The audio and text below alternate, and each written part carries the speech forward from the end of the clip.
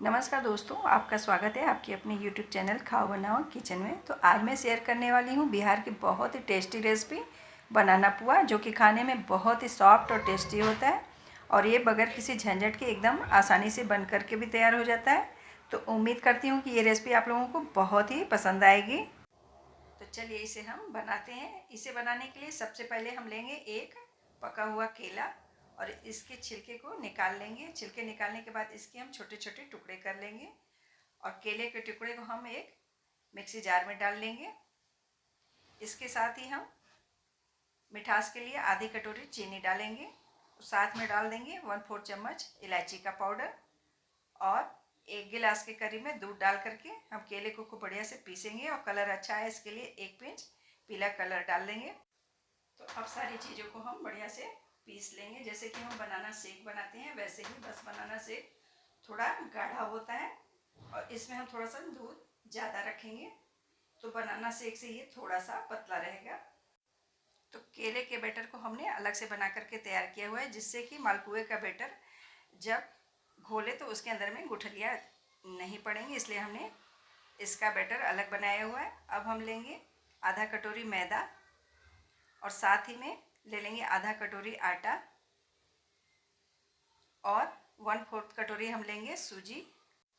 अब इन तीनों चीज़ों को ही हम एक बाउल में बढ़िया से मिक्स कर लेंगे। आप चाहें तो मैदा न लेना चाहें तो न लें, उसकी जगह पर आप पूरा पूरा आटा भी ले सकते हैं और चाहें तो पूरा पूरा मैदा ले सकते हैं। आटे को भी स्किप कर सकते हैं, आप जो चाहें वो डाल सकते हैं, चाहे तो आटा चाहे तो सिर्फ मैदा।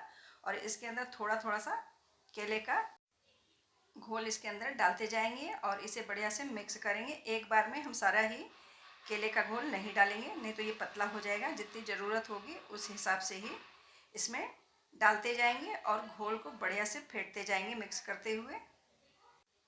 तो सारी चीज़ें मिक्स करने के बाद घोल थोड़ा सा गाढ़ा हो गया है, तो अब दोबारा से हम इसके अंदर केले का घोल मिला लेंगे, क्योंकि सूजी फूलने लग जाती है मिक्स करते करते ही। और जो भी बचा हुआ घोल है केले का उसे हम डाल लेंगे। अब हम क्या करेंगे कि इसे खूब बढ़िया से मिक्स करते हुए फेंटेंगे, जैसे कि हम दही बड़े की पीठी को फेंटते हैं उसी तरीके से इसे हम फेंटेंगे। जितना हम इसे फेंटेंगे उतना ही बढ़िया मलपुआ बनके तैयार होगा। तो इसे फुलाने के लिए न तो हम इसके अंदर सोडा डालेंगे ज़रा भी और ना ही बेकिंग पाउडर को। आप इसे जितना फेंटेंगे उतना ही बढ़िया से ये फूलेगा और मलपुआ खूब फूला फूला और स्पंजी सा बनके तैयार होगा। तो मेरा बैटर खूब बढ़िया से तैयार हो गया है और दूसरी साइड हमने घी भी गरम कर लिया हुआ है मलपुआ को तलने के लिए। अब इसके टेस्ट को बढ़ाने के लिए इसके अंदर हम डाल देंगे थोड़े से काजू बादाम के कुटे हुए टुकड़े और साथ ही में थोड़ी सी किशमिश डाल देंगे। किशमिश को हमने काट करके डाला हुआ है, एकदम बड़ी बड़ी पीस किशमिश नहीं डालेंगे साबुत। तो घोल के अंदर हमने सारी चीज़ें बढ़िया से मिक्स कर ली है। मालपुए का घोल खूब बढ़िया से बनके तैयार हो गया है। अब हम अपने घी को चेक करेंगे, तो इसके अंदर 1 से 2 बूंद हम घोल को डाल के देख लेंगे। तो घी काफ़ी अच्छे से गर्म हो चुका है। तो अब घी के अंदर में हम 1-1 चम्मच घोल को डालेंगे। अगर आप बड़ा पुआ बनाना चाहें तो कड़छी से डालें, और अगर छोटे साइज में बनाना चाहते हैं तो चम्मच से 1-1 चम्मच डालते जाएंगे। इसके बाद आप देखेंगे कि ये ऊपर में अपने आप ही आने लग जाएगा, एकदम फूला फूला सा।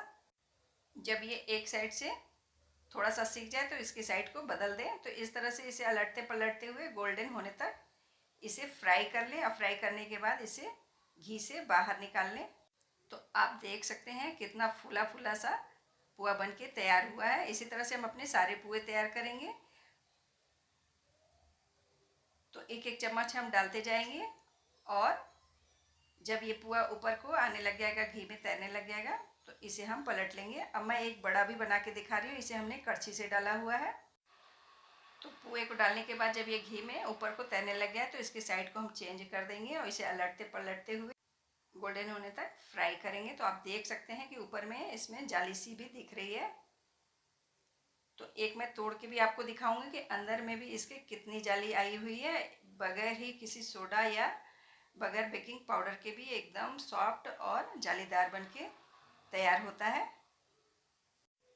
तो पुए को फ्राई करते वक्त हम आँच को लो टू मीडियम ही रखेंगे, एकदम तेज आंच पे नहीं पुए को पकाएंगे, नहीं तो जल्दी से ये जलने लग जाएगा।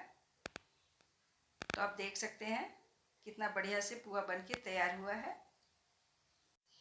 तो पुए को बनाने के बाद अब इसके साथ खाने के लिए हम बनाएंगे एक हरी चटनी। तो इसके लिए हम सबसे पहले पुदीने को अच्छे से धुल के साफ करके एक मिक्सी जार में थोड़ा सा पुदीना ले लेंगे। थोड़ी सी साथ ही में ले लेंगे हरी धनिया। धनिया डालने के बाद डालेंगे 1 से 2 इंच अदरक का टुकड़ा और साथ ही में 2 हरी मिर्च डाल देंगे। हरी मिर्च आप अपने हिसाब से कम ज़्यादा कर सकते हैं। साथ ही में डाल देंगे 1 बड़ा चम्मच नमकीन सेव और टेस्ट अच्छा है इसके लिए डालेंगे 1 पिंच हींग और आधा चम्मच जीरा डाल देंगे और साथ ही में डालेंगे इसके अंदर आधा चम्मच काला नमक, साथ ही में आधा चम्मच सादा नमक। दोनों ही नमक मिला के डालेंगे जिससे कि चटनी का टेस्ट बहुत अच्छा आएगा। और 1 नींबू का रस डाल करके और साथ ही में 6 से 7 चम्मच पानी डाल देंगे और डाल के खूब बढ़िया से इसकी चटनी को पीस लेंगे। तो ये लीजिए ग्रीन ग्रीन एकदम चटपटी सी हरी चटनी भी बनके तैयार हो गई है। तो अब इसे हम एक बाउल में निकाल लेंगे। तो इस चटनी को एक बार आप बना करके पीस के रख लेते हैं तो 3 से 4 दिन तक बढ़िया से इसे किसी भी स्नैक्स के साथ या खाने के साथ सर्व कर सकते हैं। तो अब हम पुए की प्लेटिंग करेंगे। तो इसे हम सर्व करेंगे हरी चटनी के साथ। इस पुए को आप चाहें तो एज इट इज खाएं, लेकिन अगर इसके साथ आप हरी चटनी या फिर आम के अचार के साथ इसे खाएंगे तो इसका स्वाद बहुत ही बढ़िया आता है। तो इसे आप जैसे सर्व करना चाहें वैसे सर्व करें। आप इसे वैसे ही खाएं या फिर अचार या चटनी के साथ, जैसे आपको खाना पसंद हो। वैसे बिहार के अंदर में इसे जब भी इस पुए को बनाते हैं तो चटनी ज़रूरी बनाते हैं और नहीं तो आम का अचार इसके साथ में सर्व करते हैं। तो केले के पुए खाने में एकदम सॉफ्ट होते हैं। ये सभी को पसंद आने वाली रेसिपी है और ये झटपट से बन के तैयार भी हो जाती है। तो देखिए कितना सॉफ्ट और जालीदार बना हुआ है। मैं एक तोड़ करके भी आपको दिखा रही हूँ। तो इस पुए को बना करके आप 4 से 5 दिन तक बढ़िया से इसे बाहर में रख करके खा सकते हैं। कितनी बढ़िया सी जाली आई हुई है इसके अंदर में। हमने ना तो सोडा डाला हुआ है और ना ही बेकिंग पाउडर वगैरह का इस्तेमाल किया है। बस थोड़ा सा फेंट देने से ये खूब बढ़िया से फूलता भी है और इसके अंदर जाली भी खूब बढ़िया आती है। इसके बैटर को आप जितना फेंटेंगे उतना ही हल्का हल्का जालीदार और सॉफ्ट पुआ बन के फूला फूला तैयार होगा। इस पुए को बना करके आप जब बनाए तब खा सकते हैं और चाहे तो इसे आप सफ़र में भी ले जा सकते हैं। तो आपको इस पुए की रेसिपी कैसी लगी? अगर रेसिपी अच्छी लगी तो वीडियो को लाइक शेयर ज़रूरी कर दीजिएगा और अगर आप चैनल पर नए हैं तो चैनल को ज़रूरी सब्सक्राइब कर दें। तो मिलते हैं फिर किसी और नई रेसिपी के साथ। Thank you, bye bye.